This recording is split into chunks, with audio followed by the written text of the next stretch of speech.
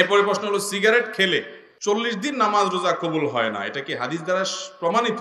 ধূমপানকারীর মুখ থেকে যে দুর্গন্ধ হয়, ধূমপানকারী নিজে যারা আছেন, আমি মাঝে মধ্যে বলি ভাই, নর্দমার কাছে ড্রেনের কাছে গিয়ে একটু ড্রেনের গন্ধটা শুকে, এরপর নিজের মুখের গন্ধটা শুকে দেখেন যে ওইটার চাইতে আপনার মুখের গন্ধ মারাত্মক।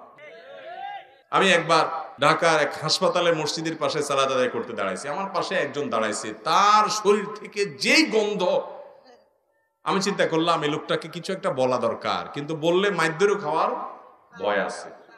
তো আমি তাড়াতাড়ি পকেট থেকে কাগজ কলম নিয়ে বের করে সুন্দর করে লিখলাম, ভাই যেই গন্ধ ভাই আজকে আমি শুকতে হলো, আমার সালাত নষ্ট হওয়ার উপক্রম। কি সালাত আদায় করছি, মনোযোগ পুরাটা আপনার দুর্গন্ধে আমার দখল করে নিয়ে গেছে। তো আল্লাহর রাস্তায় আল্লাহকে ভয় করেন, এটা আর করেন না। এটা লিখে কাগজটা আমি সাইডে রেখে, সে সালাতের মধ্যে আছে এই অবস্থায় আমি তার সামনে রেখে আইজো দৌড় কাইলো দৌড়, যে আমার দরকার হলো তার নাসিহা করা, মাইদ্যর খাওয়ার তো দরকার নেই। তো নাসিহার কাজ তো হয়ে গেছে, লিখে দিয়ে আসছে। ভাইরা আমার, যারা ধূমপান করেন তাদের মুখে এরকম বাজে অবস্থায় তৈরি হয়। পৃথিবীতে ক্যান্সার এখন এত ব্যাপকভাবে ছড়াইছে, আমাদের দেশের কথা যদি আপনি বলেন, ঘরে ঘরে জনে জনে এখন পরিবারে পরিবারে ক্যান্সার। এবং ক্যান্সারের অন্যতম বড় কারণ হলো এই ধূমপান এবং জর্দা। পানের সাথে চাবায়া চাবায়া রকমারি জর্দা খায় না অনেক মুরব্বীরা? ইবনে মাজার একটি বর্ণনা আছে, সেটি হলো, যদি কেউ মাদক সেবন করে, মাদক গ্রহণ করে এবং এর ফলশ্রুতিতে সে নেশাগ্রস্ত হয়ে যায়, 40 দিন যাবত তার সালাত কবুল হবে না, ইবাদত কবুল হবে না। তো ধূমপানটা তো, এটা তো এর ফলে এক নম্বর কথা হলো মানুষ আসক্ত হয় না, মাতলামি করে না, মাতলামি আসে না।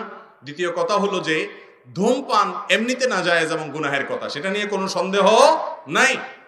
কিন্তু এটা এরকম না যে এটাকে মাদকের মধ্যে ফেলা যায়, এবং এর কারণে আসকারা হাদিসে আসছে, শুধুমাত্র শারিবাল খামর না, মানে শারিবাল খামর বা আসকারা, পদ পান করলো এবং নেশাগ্রস্ত হয়ে গেল, তার 40 দিন ইবাদত কবুল হবে না। অতএব ধূমপানকারীর জন্য এটা প্রযোজ্য না, কিন্তু এর মানে এই না যে ধূমপান করা জায়েজ কাজ বা গুনাহ হবে না, এটাও অবশ্যই না জায়েজ এবং গুনাহের কথা। নোংরা একটা জিনিস এই ধূমপান, বিষপান, লেখাই আছে যেটা স্বাস্থ্যের জন্য ক্ষতিকর, তারপর আবার পয়সা দিয়ে কিনে খাই। আল্লাহ তাআলা আমাদেরকে বুঝার তৌফিক দান করুন। এই নোংরা জিনিস খাওয়া যাবে না ভাইরা। কিন্তু 40 দিন ইবাদত কবুল হওয়া না হওয়ার যে হাদিস, সেটাই ধূমপানের ক্ষেত্রে ফিট হবে না। অনেক রাত হয়ে গেছে, আর দরকার আছে দিলে তো সারা রাত দেওয়া যাবে, যেগুলো আছে। তো আপনারা অন্য কাজ সারেন না, অন্য কাজ না, আপনি ওই যে ভাই আছেন, ভাই কথা বলবেন, অন্য আলেমরা আছেন। হ্যাঁ